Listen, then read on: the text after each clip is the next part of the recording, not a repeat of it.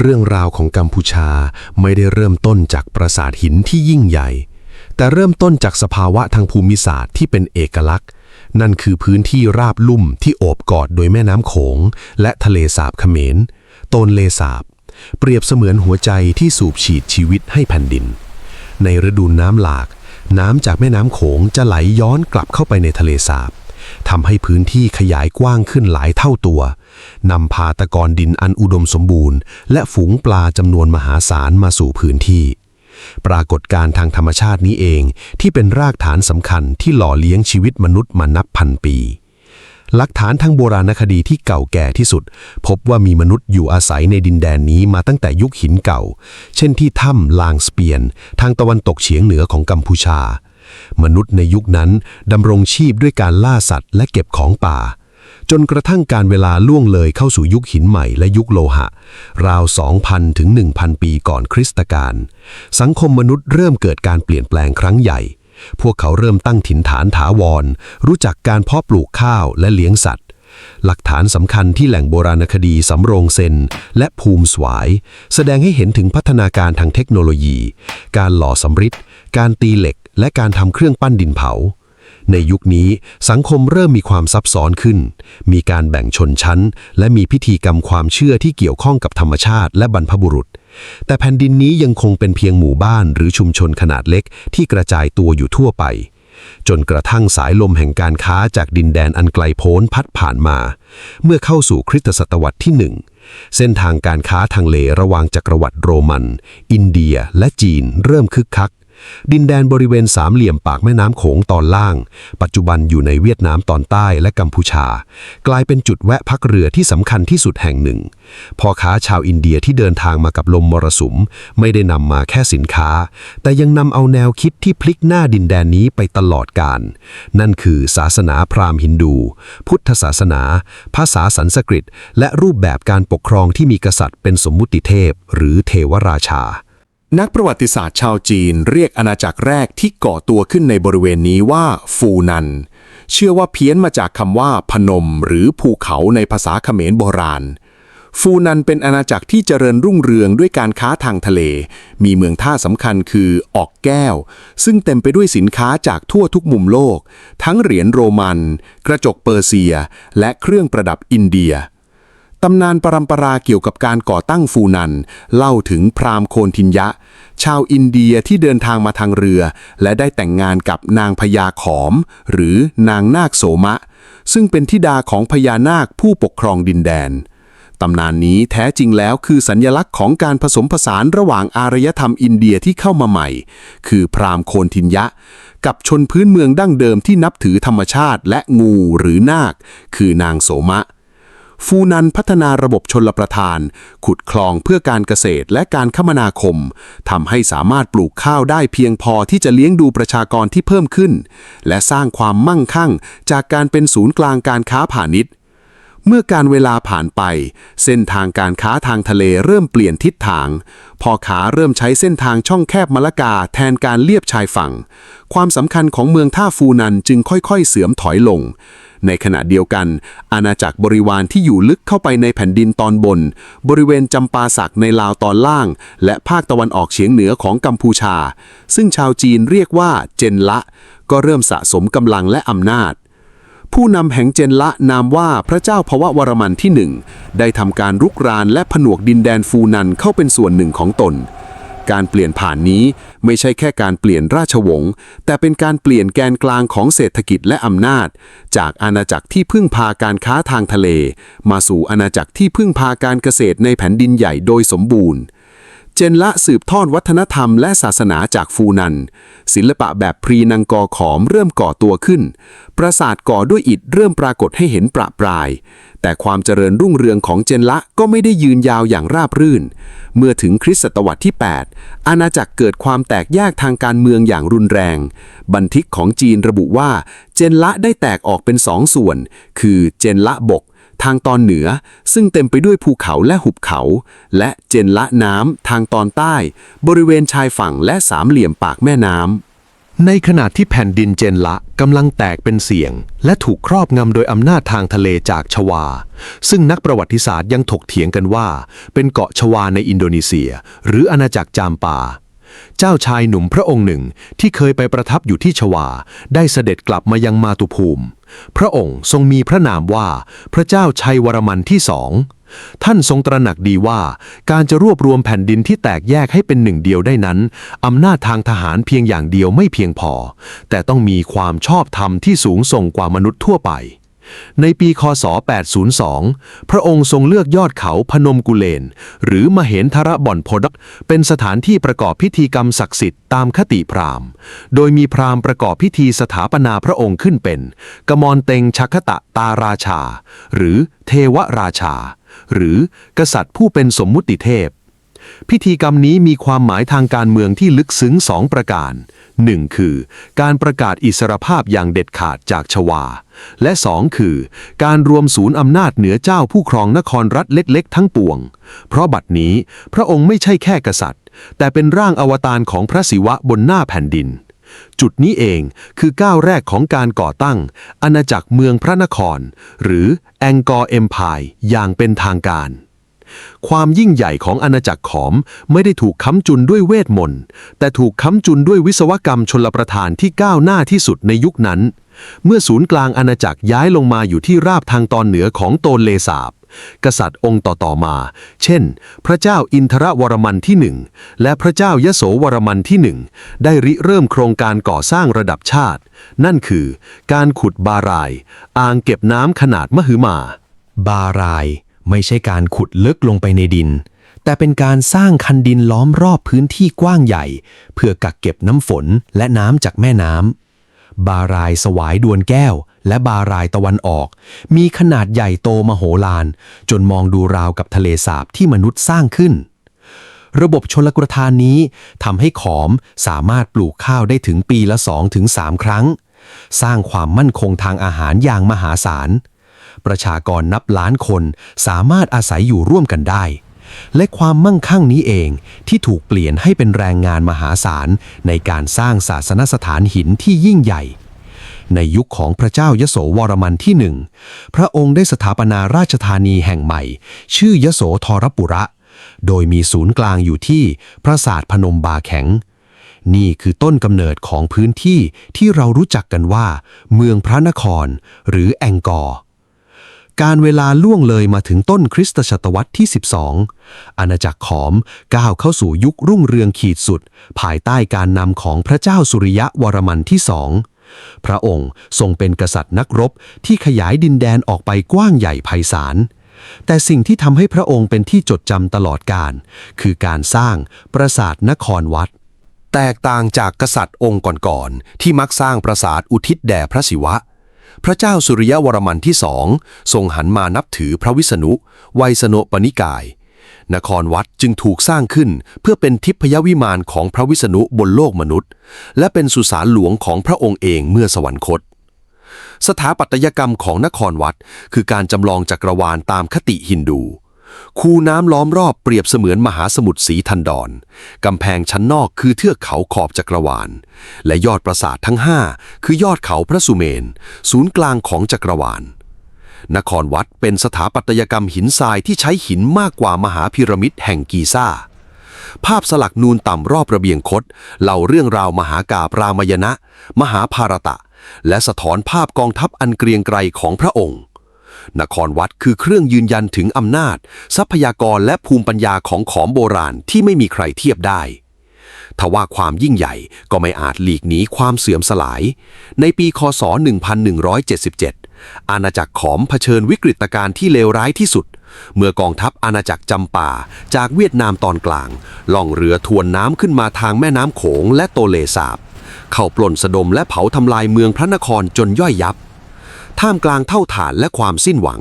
เจ้าชายวัยกลางคนพระองค์หนึ่งได้ก้าวขึ้นมาเป็นผู้นำขับไล่กองทัพจำปาออกไปได้และกอบกู้เอกราชคืนมาได้สำเร็จ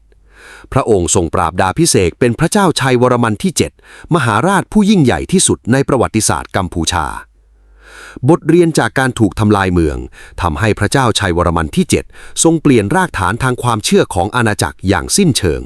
พระองค์ทรงละทิ้งคติฮินดูที่เทวราชามีอำนาจเด็ดขาดแต่หันมาสมาทานพุทธศาสนานิกายมหายานที่เน้นความเมตตากรุณาต่อสรรพสัตว์แทนพระองค์ทรงสร้างเมืองหลวงใหม่ที่รัดกุมกว่าเดิมคือนครธมล้อมรอบด้วยกำแพงศิลาและคูน้ำขนาดใหญ่โดยมีปราสาทบายนเป็นศูนย์กลางปราสาทบายนมีเอกลักษณ์ที่โดดเด่นคือยอดปราสาทแกะสลักเป็นพระพักตร์ของพระอวโลกิเตศวรโพธิสัตว์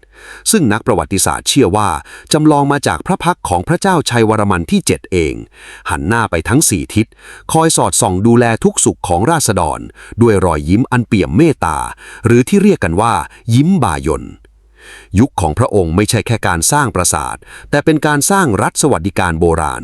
พระองค์โปรดให้สร้างอาโรคยศาลาโรงพยาบาล102แห่งทั่วอาณาจักรสร้างธรรมวศาลาที่พักคนเดินทางตามรายทางและตัดถนนเชื่อมโยงเครือข่ายจักรวรรดิจารึกในยุคนั้นระบุเจตนารมณ์ของพระองค์ไว้อย่างน่าประทับใจว่าความทุกข์ของราษฎรคือความทุกข์ของพระองค์มากกว่าความทุกข์ของพระองค์เองในยุคนี้อาณาจักรขอมขยายดินแดนกว้างใหญ่ที่สุดครอบคลุมพื้นที่กัมพูชาลาวภาคตะวันออกเฉียงเหนือและภาคกลางของไทยไปจนถึงคาบสมุทรมาลายูตอนบนนี่คือจุดสูงสุดแห่งความรุ่งเรืองนั่นเองหลังสิ้นรัชสมัยอันยิ่งใหญ่ของพระเจ้าชัยวรมันที่ 7อาณาจักรขอมก็ก้าวเข้าสู่จุดหักเหสำคัญเสียงสะท้อนจากการสกัดหินเพื่อสร้างปราสาทมหึมาเริ่มเงียบลงทรัพยากรของอาณาจักรร่อยหรอจากการสร้างศาสนสถานอย่างไม่หยุดหย่อนและการทำสงครามที่ยืดเยื้อในช่วงศตวรรษที่ 13อาณาจักรมีความพยายามที่จะหวนกลับไปสู่คติฮินดูอีกครั้งในยุคของพระเจ้าชัยวรมันที่ 8มีการทุบทำลายพระพุทธรูปตามปราสาทต่างๆอย่างขนาดใหญ่แต่ความพยายามนี้ก็ไม่อาจต้านทานกระแสลมแห่งการเปลี่ยนแปลงที่พัดมาจากตะวันตกได้คณะสงฆ์จากหลังกาและปุคำได้นำพาพุทธศาสนานิกายเถรวาทเข้ามาเผยแพร่ศาสนาใหม่นี้เรียบง่ายไม่ต้องการปราสาทหินใหญ่โตไม่ต้องการพิธีกรรมพราหมณ์ที่ซับซ้อนและที่สำคัญที่สุดคือการสอนเรื่องกรรมที่เน้นว่าทุกคนเท่าเทียมกันในการหลุดพ้นไม่เว้นแม้แต่กษัตริย์คติเทวราชาหรือกษัตริย์ผู้เป็นสมมุติเทพจึงสูญเสียความศักดิ์สิทธิ์และพลังในการควบคุมมวลชนไปอย่างสิ้นเชิงเมื่อราษฎรไม่เชื่อว่ากษัตริย์คือเทพเจ้าการเกณฑ์แรงงานนับแสนเพื่อขุดบารายหรือสร้างปราสาทก็เป็นเรื่องที่เป็นไปไม่ได้อีกต่อไปการเสื่อมสลายของเมืองพระนครไม่ได้เกิดจากสาเหตุใดสาเหตุหนึ่งเพียงอย่างเดียวแต่เป็นวิกฤตซ้อนวิกฤตการศึกษาด้านบรรพชีววิทยาและวงปีไม้ในปัจจุบันพบว่าในช่วงศตวรรษที่ 13 ถึง 15 เอเชียตะวันออกเฉียงใต้เผชิญกับสภาวะการเปลี่ยนแปลงสภาพภูมิอากาศที่รุนแรงอาณาจักรขอมต้องเผชิญกับมหาภัยแล้งที่ยาวนานหลายทศวรรษสลับกับพายุฤดูมรสุมที่รุนแรงผิดปกติระบบชลประทานและบารายขนาดมหึมาที่ถูกใช้งานมาหลายร้อยปีเริ่มตื้นเขินขาดการบำรุงรักษาและในที่สุดก็พังทลายลงเมื่อเจอกับมวลน้ำมหาศาลอาณาจักรที่เคยเป็นอู่ข้าวอู่น้ำจึงตกอยู่ในสภาวะขาดแคลนอาหารอย่างหนักในขณะที่ภายในอ่อนแอภายนอกก็เกิดการผงาดขึ้นของศูนย์กลางอำนาจใหม่ทางตะวันตกนั่นคืออาณาจักรของชาวไทยทั้งสุโขทัยและโดยเฉพาะอย่างยิ่งอยุธยากองทัพอยุธยาได้เข้าโจมตีและปิดล้อมเมืองพระนครหลายครั้งจนกระทั่งในปีคริสตศักราช 1431 พ.ศ.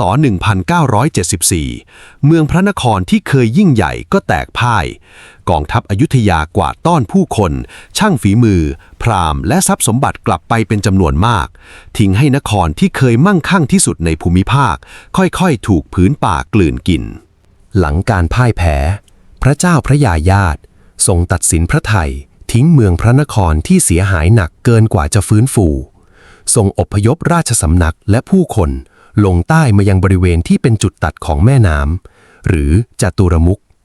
ซึ่งก็คือบริเวณกรุงพนมเปญในปัจจุบันก่อนจะย้ายไปยังเมืองละแวกการย้ายเมืองหลวงครั้งนี้คือการเปลี่ยนผ่านทางยุทธศาสตร์ครั้งใหญ่ของกัมพูชาจากอาณาจักรที่พึ่งพาการเกษตรแบบรวมศูนย์มาเป็นอาณาจักรการค้าทางน้ำละแวกตั้งอยู่ใกล้เส้นทางออกสู่ทะเล ทำให้กัมพูชาเข้าสู่เครือข่ายการค้าโลกในยุคแห่งการสำรวจได้ค้าขายกับจีนญี่ปุ่นและชาวยุโรปโดยเฉพาะชาวโปรตุเกสและสเปนที่นำอาวุธปืนและปืนใหญ่เข้ามาละแวกเจริญรุ่งเรืองอย่างมากจนกลายเป็นศูนย์กลางเศรษฐกิจใหม่แต่ความมั่งคั่งนี้ก็ดึงดูดภัยคุกคามในปีคริสตศักราช 1594 พ. ศ. 2137 สมเด็จพระนเรศวรมหาราชแห่งอยุธยาได้ยกทัพมาตีแตกกรุงละแวกชาวกัมพูชามีตำนานพื้นบ้านเรื่องพระโคพระแก้วที่เล่าว่าสยามได้ผ่าท้องพระโคศักดิ์สิทธิ์และนำเอาตำราความรู้ทางศิลปะวิทยาการทั้งหมดกลับไปอยุธยาตำนานนี้คือภาพสะท้อนของความบอบช้ำทางจิตใจและการสูญเสียภูมิปัญญาครั้งใหญ่ที่ชาวกัมพูชารู้สึกในยุคนั้นหลังการล่มสลายของละแวกกัมพูชาเข้าสู่ยุคเมืองอุดงซึ่งถือเป็นยุคมืดอย่างแท้จริงอาณาจักรที่เคยปกครองภูมิภาคบัดนี้ถูกลดสถานะลงเป็นเพียงรัฐกันชนที่อ่อนแอและตกอยู่ตรงกลางระหว่างสองมหาอำนาจที่กำลังขยายดินแดนสยามยุคอยุธยาตอนปลายถึงต้นรัตนโกสินทร์ทางทิศตะวันตกและเวียดนามราชวงศ์เหวียนทางทิศตะวันออกการเมืองภายในราชสำนักกัมพูชาแตกแยกอย่างหนักเจ้านายแต่ละองค์ต่างแย่งชิงราชบัลลังก์โดยการขอกำลังสนับสนุนจากสยามบ้างหรือเวียดนามบ้างสลับกันไปมาเมื่อฝ่ายใดขึ้นสู่อำนาจก็ต้องส่งเครื่องราชบรรณาการและยอมเป็นประเทศราชของมหาอำนาจที่หนุนหลังตนสถานการณ์เลวร้ายถึงขีดสุดเมื่อเวียดนามพยายามกลืนชาติกัมพูชาผ่านนโยบายการทำให้เป็นเวียดนามในช่วงต้นศตวรรษที่ 19เวียดนามบังคับให้ชาวกัมพูชาเปลี่ยนระเบียบการปกครองเปลี่ยนเครื่องแต่งกายและพยายามทำลายพุทธศาสนาเถรวาทสยามจึงต้องส่งกองทัพเข้ามาแทรกแซงเกิดเป็นอานามสยามยุทธสงครามอันยาวนานนับ10 ปีที่ใช้แผ่นดินกัมพูชาเป็นสมรภูมิประชาชนล้มตายและแผ่นดินถูกเผาผลาญท่ามกลางแรงบีบคั้นจากสยามและเวียดนามที่กำลังกลืนกินดินแดนกัมพูชาจากทั้งสองฝั่งพระบาทสมเด็จพระนโรดมพระราชโอรสเมกษัตริย์นักองค์ด้วงทรงเผชิญกับทางเลือกที่ยากลำบากในขณะนั้นจักรวรรดิฝรั่งเศสพึ่งยึดครองพื้นที่ตอนใต้ของเวียดนามหรือโคชินชีนได้สำเร็จและกำลังมองหาหนทางขยายอิทธิพลเข้าสู่ลุ่มแม่น้ำโขงในวันที่ 11 สิงหาคม ค.ศ. 1863 ผู้แทนของฝรั่งเศสได้เดินทางมายังกัมพูชาและพระเจ้านโรดมทรงตัดสินใจลงนามในสนธิสัญญาให้กัมพูชาตกเป็นรัฐในอารักขาของฝรั่งเศสการตัดสินใจครั้งนี้ในมุมหนึ่งคือการยอมสูญเสียอำนาจอธิปไตยบางส่วนแต่ในอีกมุมนี่คือกุศโลบายที่ช่วยให้ชื่อของกัมพูชาไม่ถูกลบหายไปจากแผนที่โลกฝรั่งเศสกลายเป็นโลกกำบังที่บีบให้ทั้งสยามและเวียดนามต้องถอยร่นออกไปและในเวลาต่อมาฝรั่งเศสยังใช้การทูตเชิงบีบบังคับเรียกร้องให้สยามคืนดินแดนฝั่งตะวันตกเสียมราชและพระตะบองกลับมาผนวกรวมกับกัมพูชาได้สำเร็จในปีค.ศ. 1907ในช่วงแรกฝรั่งเศสปกครองกัมพูชาแบบหลวมๆโดยปล่อยให้กษัตริย์มีอำนาจบริหารกิจการภายในแต่เมื่อลัทธิจักรวรรดินิยมเข้มข้นขึ้นฝรั่งเศสต้องการตักตวงผลประโยชน์อย่างเต็มที่ในปีค.ศ. 1884ข้าหลวงฝรั่งเศสได้นำเรือรบมาจอดเทียบท่าที่พนมเปญบุกเข้าไปในพระราชวังพร้อมทหารติดอาวุธและบังคับให้พระเจ้านโรดมลงนามในสนธิสัญญาฉบับใหม่สนธิสัญญาฉบับนี้ลิดรอนพระราชอำนาจของกษัตริย์กัมพูชาถูกลดสถานะลงเป็นเพียงสัญลักษณ์ทางพิธีกรรมในขณะที่อำนาจบริหารการเก็บภาษีและศาลยุติธรรมตกอยู่ในมือของข้าหลวงใหญ่ฝรั่งเศสอย่างเบ็ดเสร็จภายใต้การปกครองของฝรั่งเศสกัมพูชาถูกจัดระเบียบใหม่เพื่อตอบสนองต่อเศรษฐกิจของเจ้าอาณานิคมมีการสร้างถนนสะพานและท่าเรือเพื่อขนส่งทรัพยากรกลับฝรั่งเศสกัมพูชากลายเป็นแหล่งปลูกยางพาราขนาดใหญ่ประชาชนถูกเกณฑ์แรงงานและถูกขูดรีดภาษีอย่างหนักจนเกิดการลุกฮือขึ้นต่อต้านหลายครั้งแต่ก็ถูกกองทัพอาณานิคมปราบปรามลงอย่างราบคาบอย่างไรก็ตามมรดกชิ้นสำคัญที่ฝรั่งเศสทิ้งไว้ให้กัมพูชาไม่ได้มีแค่โครงสร้างพื้นฐานแต่คือการคืนความทรงจำทางประวัติศาสตร์ ก่อนหน้านี้ชาวกัมพูชาทั่วไปหลงลืมความยิ่งใหญ่ของอาณาจักรพระนครไปแล้ว ปราสาทนครวัดถูกทิ้งร้างอยู่กลางป่า และถูกมองว่าเป็นสิ่งก่อสร้างของเทพยดา จนกระทั่งนักสำรวจชาวฝรั่งเศส เช่น ฮังรีมูโอ เข้ามาค้นพบและเผยแพร่สู่สายตาโลก สำนักฝรั่งเศสแห่งปลายบูรพาทิศหรือ EFEO ได้เข้ามาบูรณะปราสาทหิน ถอดประหัตจารึก และเขียนประวัติศาสตร์กัมพูชาขึ้นมาใหม่ ฝรั่งเศสตั้งใจใช้ความยิ่งใหญ่ของนครวัดเพื่อสร้างความชอบธรรมในการปกครองของตน โดยอ้างว่าฝรั่งเศสคือผู้อุปถัมภ์ที่จะนำพากัมพูชากลับสู่ยุครุ่งเรืองอีกครั้ง แต่ผลลัพธ์กลับตาลปัตร การที่ชาวกัมพูชาได้รับรู้ว่าบรรพบุรุษของตนเคยเป็นมหาอำนาจที่สร้างปราสาทหินที่ยิ่งใหญ่ที่สุดในโลก ได้จุดประกายลัทธิชาตินิยมให้ตื่นตัวขึ้นในหมู่ปัญญาชนเขมร พวกเขาเริ่มตั้งคำถามว่า ชาติที่มีรากเหง้าอันยิ่งใหญ่เช่นนี้ เหตุใดจึงต้องยอมก้มหัวให้ชาวต่างชาติ จุดเปลี่ยนสำคัญมาถึงในช่วงสงครามโลกครั้งที่2ฝรั่งเศสพ่ายแพ้ต่อนาซีเยอรมนีทำให้กองทัพญี่ปุ่นสามารถเดินทัพเข้ามายึดครองอินโดจีนได้ ฝรั่งเศสตกอยู่ในสภาวะอ่อนแออย่างหนัก ในช่วงเวลานั้นกษัตริย์กัมพูชาเสด็จสวรรคต ฝรั่งเศสจึงเลือกเจ้าชายหนุ่มวัยเพียง19 พรรษาผู้ดูรักสนุกและดูเหมือนจะควบคุมได้ง่ายขึ้นครองราชย์พระนามของพระองค์คือพระบาทสมเด็จพระนโรดมศรีนุเมื่อสงครามโลกสิ้นสุดลงฝรั่งเศสพยายามกลับมาทวงคืนอำนาจในอินโดจีนแต่โลกไม่เหมือนเดิมอีกต่อไปขบวนการต่อต้านฝรั่งเศสหรือเขมรอิสระเริ่มจับอาวุธขึ้นสู้ในขณะที่เวียดนามหรือเวียดหมินก็กำลังทำสงครามขับไล่ฝรั่งเศสอย่างดุเดือดพระเจ้านโรดมศรีนุทรงมองเห็นโอกาสทองพระองค์ใช้ความชาญฉลาดทางการเมืองที่ไม่มีใครคาดคิดทรงประกาศพระราชปณิธานเรียกร้องเอกราชหรือ Royal Crusade for Independence ทรงเดินทางไปทั่วโลกเพื่อกดดันฝรั่งเศสบนเวทีทางทูตและขู่ว่าหากฝรั่งเศสไม่ยอมคืนเอกราชให้กัมพูชาพระองค์อาจจำเป็นต้องหันไปจับมือกับกลุ่มกบฏคอมมิวนิสต์ด้วยแรงกดดันจากการทำสงครามในเวียดนามที่กำลังจะพ่ายแพ้และการเดินหมากทางการเมืองอันแยบยลของกษัตริย์ศรีนุในที่สุดฝรั่งเศสก็ยอมจำนนในวันที่ 9 พฤศจิกายน ค.ศ. 1953 กัมพูชาได้รับการประกาศเอกราชอย่างสมบูรณ์แบบโดยไม่ต้องหลั่งเลือดผ่านสงครามที่ยืดเยื้อเหมือนในประเทศเพื่อนบ้านหลังได้รับเอกราชกัมพูชาดูเหมือนจะก้าวเข้าสู่ยุคที่สว่างไสวที่สุดในปีค.ศ. 1955 พระเจ้านโรดมศรีหนุทรงสร้างความประหลาดใจไปทั่วโลกด้วยการประกาศสละราชสมบัติให้พระบิดาเพื่อที่พระองค์จะได้ลงมาเล่นการเมืองอย่างเต็มตัวในฐานะสามัญชนพระองค์ทรงตั้งพรรคการเมืองชื่อสังคมราษฎรนิยมและชนะการเลือกตั้งอย่างถล่มทลายกลายเป็นทั้งประมุขแห่งรัฐและนายกรัฐมนตรีผู้มีอำนาจเบ็ดเสร็จยุคนี้กัมพูชาถูกขนานนามว่าเป็นไข่มุกแห่งเอเชียพนมเปญเต็มไปด้วยสถาปัตยกรรมใหม่ที่ผสมผสานศิลปะขอมกับความร่วมสมัยศิลปะดนตรีและภาพยนตร์เฟื่องฟูนโยบายต่างประเทศของเจ้าศรีหนุคือการเดินไต่ลวดบนเส้นได้ทรงประกาศนโยบายเป็นกลางไม่ฝักใฝ่ฝ่ายใดในสงครามเย็นทรงรับความช่วยเหลือทั้งจากสหรัฐอเมริกาสหภาพโซเวียตและจีนเพื่อนำมาพัฒนาประเทศแต่สภาวะสมดุลนี้เปราะบางยิ่งนัก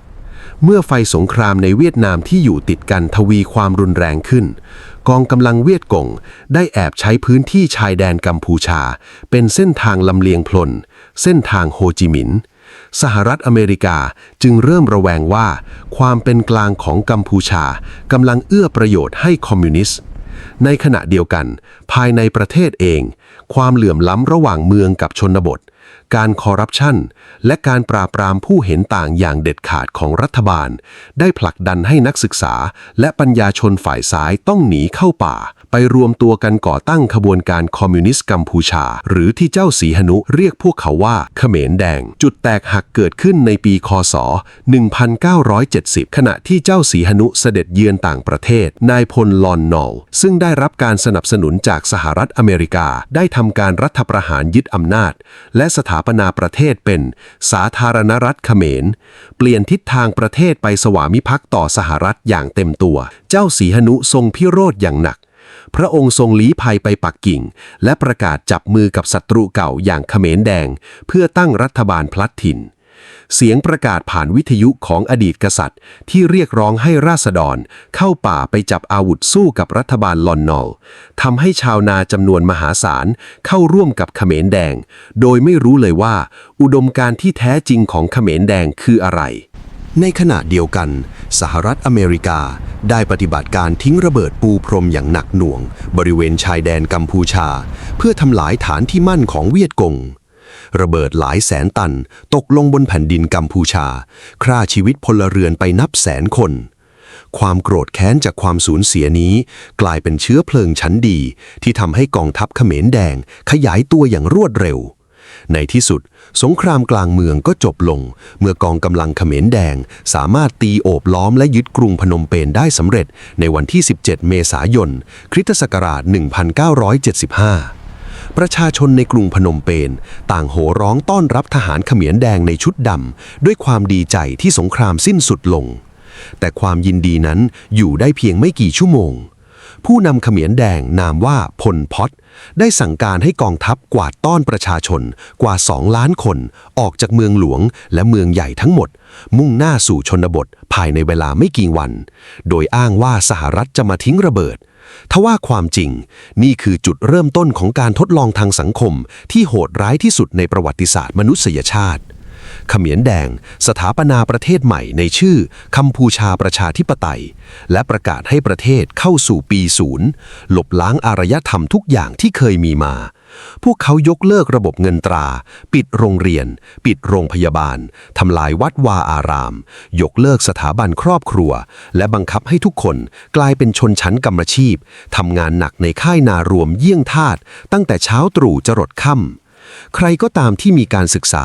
สวมแว่นตาเป็นหมอเป็นครูหรือเป็นอดีตข้าราชการจะถูกมองว่าเป็นศัตรูทางชนชั้นและถูกนำตัวไปทรมานและประหารชีวิตอย่างทารุณเช่นที่คุกตวนเสลงหรือ S21 ก่อนจะนำศพไปทิ้งที่ทุ่งสังหารตลอด3 ปี 8 เดือน 20 วันของการปกครองโดยเขมรแดงชาวกัมพูชาประมาณ 1.5 ถึง 2 ล้านคน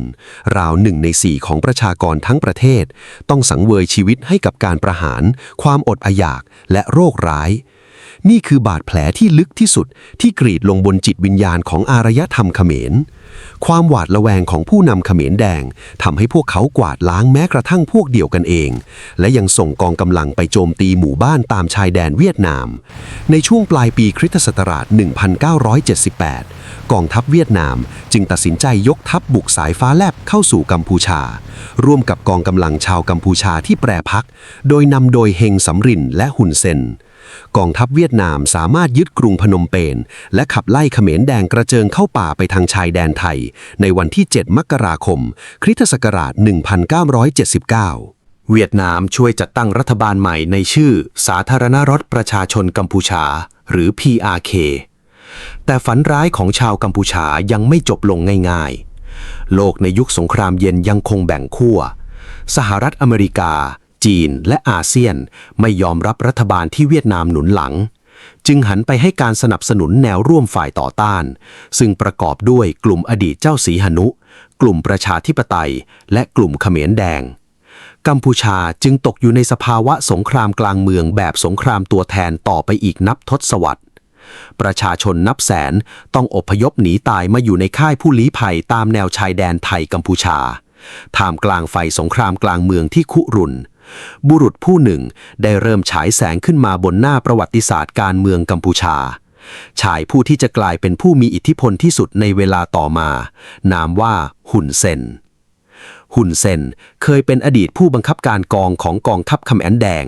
แต่เมื่อเห็นความโหดร้ายและการกวาดล้างกันเองเขาจึงตัดสินใจแปรพรรคและหลบหนีเข้าป่าไปยังเวียดนามในปีค.ศ. 1977 ก่อนจะกลับมาพร้อมกับกองทัพเวียดนามเพื่อปลดแอกประเทศในปี 1979 ด้วยวัยเพียง 27 ปี เขาได้รับแต่งตั้งให้เป็นรัฐมนตรีว่าการกระทรวงการต่างประเทศที่อายุน้อยที่สุดในโลกฮุนเซนเป็นคนเฉลียวฉลาดเด็ดขาดและมีวาทศิลป์บนเวทีเจรจาระดับนานาชาติเขาไต่เต้าในพรรคอย่างรวดเร็วจนกระทั่งก้าวขึ้นเป็นนายกรัฐมนตรีในปีค.ศ. 1985 ด้วยวัยเพียง 33 ปีจนกระทั่งปลายทศวรรษ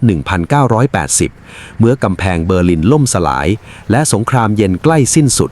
เวียดนามถอนทหารออกจากกัมพูชาประตูแห่งการเจรจาสันติภาพจึงเปิดออกฮุนเซนกลายเป็นตัวแสดงหลักที่นำพารัฐบาลกัมพูชาเข้าสู่โต๊ะเจรจาสันติภาพนำไปสู่การลงนามในข้อตกลงสันติภาพปารีสหรือ Paris Peace Agreements ในปีค.ศ. 1991 องค์การสหประชาชาติได้ส่งเจ้าหน้าที่กว่า 20,000 นายเข้ามาดูแลความสงบและจัดการเลือกตั้งในการเลือกตั้งครั้งประวัติศาสตร์เดือนพฤษภาคมค.ศ. 1993 พรรคประชาชนกัมพูชาของฮุนเซนพ่ายแพ้ให้กับพรรคฟุนซินเป็กที่นำโดยเจ้ารณฤทธิ์แต่ด้วยความเข้มแข็งของฐานอำนาจที่ฮุนเซนกุมไว้แน่นเขาปฏิเสธที่จะยอมรับความพ่ายแพ้อย่างเบ็ดเสร็จและกดดันจนเกิดระบบการปกครองแบบมีนายกรัฐมนตรี2 คนบริหารประเทศร่วมกันซึ่งนี่คือจุดเริ่มต้นของการปูทางไปสู่การร่วมอำนาจอย่างเบ็ดเสร็จของเขาในเวลาต่อมาหลังจากการเลือกตั้งสภาร่างรัฐธรรมนูญได้ถวายพระราชอำนาจคืนแด่พระบาทสมเด็จพระนโรดมศรีหนุให้เสด็จขึ้นครองราชย์อีกครั้งปีค.ศ.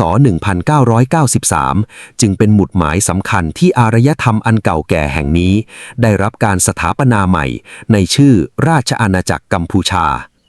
มหากาพย์การเดินทางของกัมพูชาตั้งแต่รุ่งอรุณแห่งฟูนันความยิ่งใหญ่ตระการตาของมหาปราสาทนครวัดการล่มสลายสู่ยุคมืดความบอบช้ำจากสงครามและทุ่งสังหารจนถึงวันที่สันติภาพได้หวนกลับคืนมาอีกครั้งคือบทพิสูจน์ถึงความอดทนและจิตวิญญาณของชาวเขมรที่สามารถฟื้นคืนชีพจากเท่าฐานและก้าวเดินต่อไปบนหน้าประวัติศาสตร์โลกได้อย่างสง่างามและน่าภาคภูมิใจ